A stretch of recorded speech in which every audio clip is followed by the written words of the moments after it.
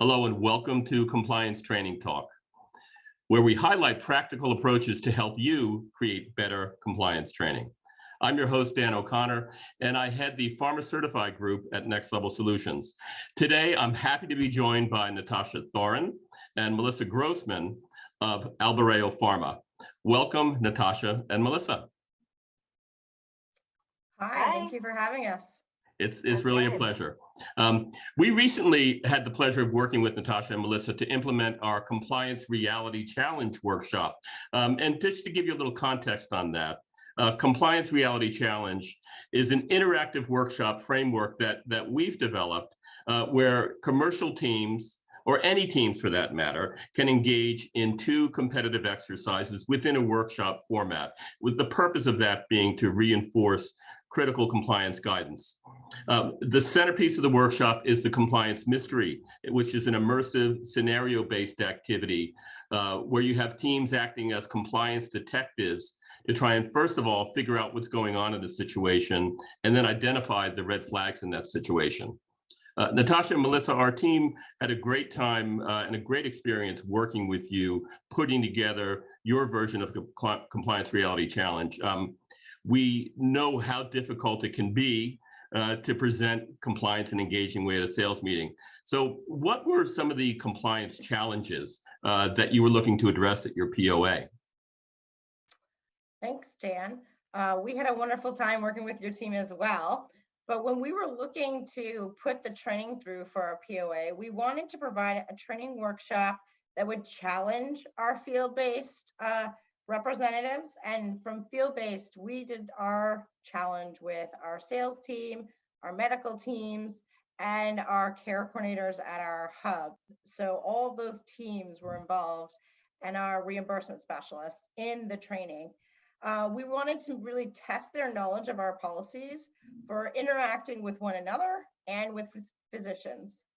Yeah, and on top of that, instead of just providing a list of like, do this, don't do this, we really wanted to give real life scenarios for people to react to, so that way they can apply the knowledge of our policies as well as reinforcing what they're learning in real life and take that away from the training. So. Oh, great. And so what were you hoping the sales team would walk away with, or they would get out of the workshop? Yeah, so our biggest thing is we really wanted to provide engaging compliance training. A lot of times compliance training is stuck in the lunch slot, or the engagement's not always there. We really wanted to stand out amongst multiple days worth of content, and we wanted to hit home some specific policies and actions in quick, real life, real-time scenarios that got our team to really think.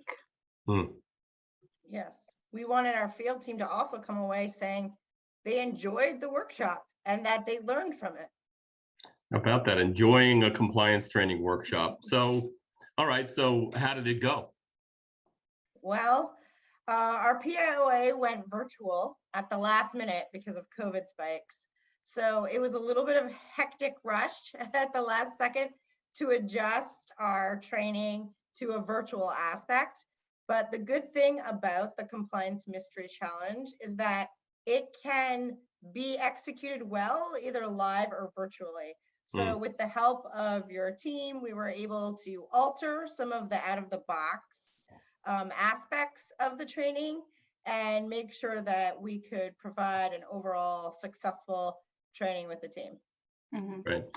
And because the POA was virtual, a lot of the presentations were very didactic, and it's just being talked at for a while. So in this case, we kind of had that interactive aspect of the Compliance Reality Challenge. So it was really, really well received, and it definitely broke up the day for people who were in all of the sessions all day long.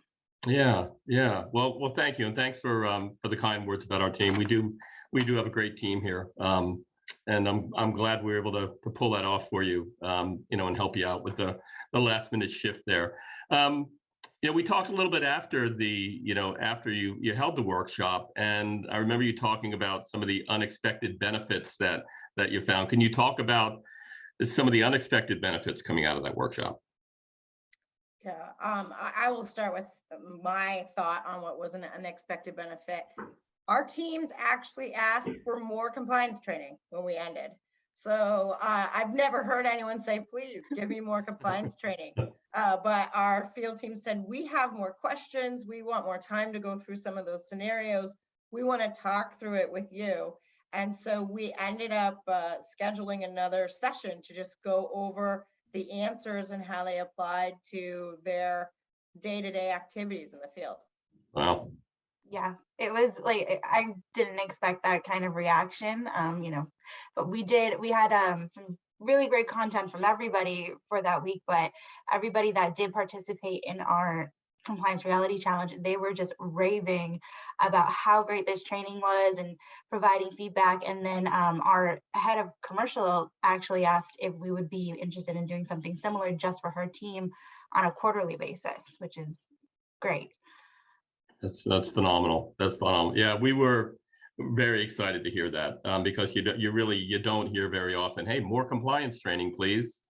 So that's great. And I think it also speaks to the partnership that you've established and continue to establish, with the sales team there. So congratulations on that. So as you both know, and everybody knows out there, nobody likes torture by PowerPoint compliance presentations, particularly in a sales meeting. But I know there's some folks out there who are watching who get excited about doing more creative things, but aren't exactly sure how to approach management to get the support to do these outside the box kinds of compliance activities at sales meetings. So what advice do you have for selling this to management and even getting budget to do this sort of thing? Yeah, so I would say our keyword that we use a lot here is effective, right? So the DOJ and the OIG are looking for effective compliance training programs.